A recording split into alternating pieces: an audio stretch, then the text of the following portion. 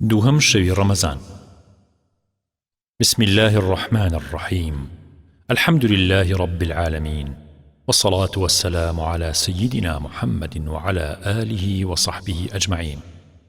ربنا آتنا في الدنيا حسنة وفي الآخرة حسنة وقنا عذاب النار. ربنا ما خلقت هذا باطلا سبحانك فقنا عذاب النار. يا رب إخوة، ئەمە دووهەم شەوی مانگی پیرۆزی ڕەمەزانە.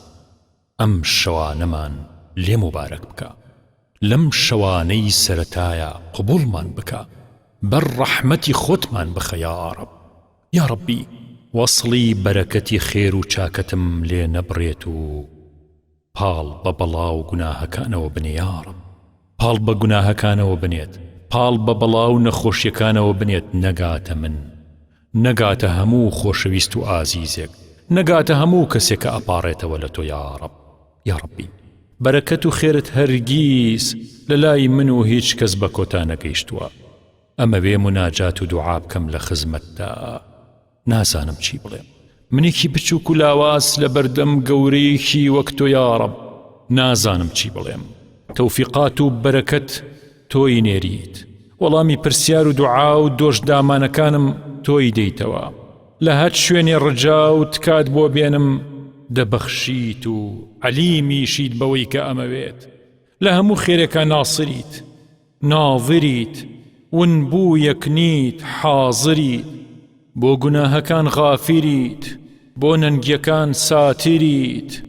بێ ئیحسانن نەبووم هەتا داوای بکەم، بە بێبینایی نابینم، بەصیرەتم هەر وەک بەسەر پێ ببەخشە یا رب. لەوەتەی لە ماڵی اختیار و اختیباری ئەم دنیا داتناوم، بێ ئاگا نەبووی لێم، بێ ئاگانی لە هیچ کەس.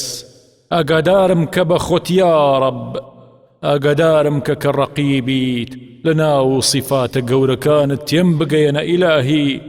بە لوتفیت، بە ڕەحمی، هەتا باش بنێرم بۆ ماڵی هەمیشەیی و قەرارگەی دائیمی قیامەتم.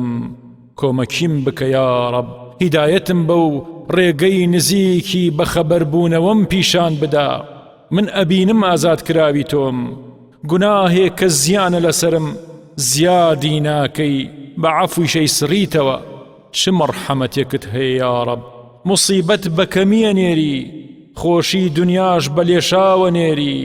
لە قەدەری تاقەت پڕووکیە ناسەبر و سەلوانەکەیتە حەڵوای ڕێگا و خامۆشیەکەی. حەمد بۆ تۆ یا رب.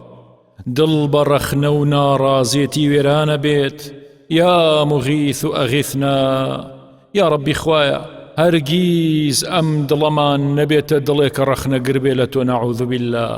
یا ربی تووشی مردنی تەوحید و تەوەکل و ئیخلاص نەبین، دینمان پارێزراو بکە. دڵی ساغی ماندار پەلی هار و پڕ زەحمەتی نەفسەگرێت و فێری مەشەقەتی مجاهدەیەکات و ڕامی دێنێت. ئەو جۆرە دڵەمان پێ بدە یا رب، هەتا لە شەڕی دوور و تەریک بین. کە نەفس فێرە خێر بوو بەرزە پێ هەڵەسێت و هەڵدێ لە گوناه. ئەو کات پێ وترێت یا ئەیەتوها النەفس المطمئنة ارجعی إلى ربك راضية مرضية. ئیتر نەفس نەسەبیە گۆڕێ، نەسەبی بۆ نەسەبی نەفسی ئیبراهیمیە چێت. نەفس فێری تەوەکل و ڕازی بوونە بێت. ئەو کات بە ئاگرە وترێت و پێی ئەوترێ کونی بەردەن و سەلامن عەلا ئیبراهیم. ئیتر نەسیحەتی ئاگرە کرێت، مەعونەت و یارمەتی بۆ سابرین بێ حیسابە و نیعمەتیش لە بەهەشت بێ حیسابە. إنما يوفى الصابرون أجرهم بغير حساب. سعاتێکی سەبر و ئارامگرتن لطف و نیعمەتی ساڵانێکە پێ عەتا ئەکرێ، چونکە ئازایەتی سەبری یەک سەعاتە. إن الله مع الصابرين. یا ربی هەرگیز کەم ڕوانینی تۆم بۆ بەندەکانە نەبینیوە. خێرت بێبڕانەوەیە، لطفت کەفالەت مەکە، فەزڵت وەستانی نییە و بەردەوام لەسرم حازرە. نعمەتەکانە وەک شەستە بارانی بەهارە و تەنیشتەکانم چۆڵ ناکە. الحەمدولله یا رب، حەمد بۆ تۆ. ڕجا و تکاکانم بە کامی دڵم لێم وەرئەگریت و ڕوو زەردم ناکەی.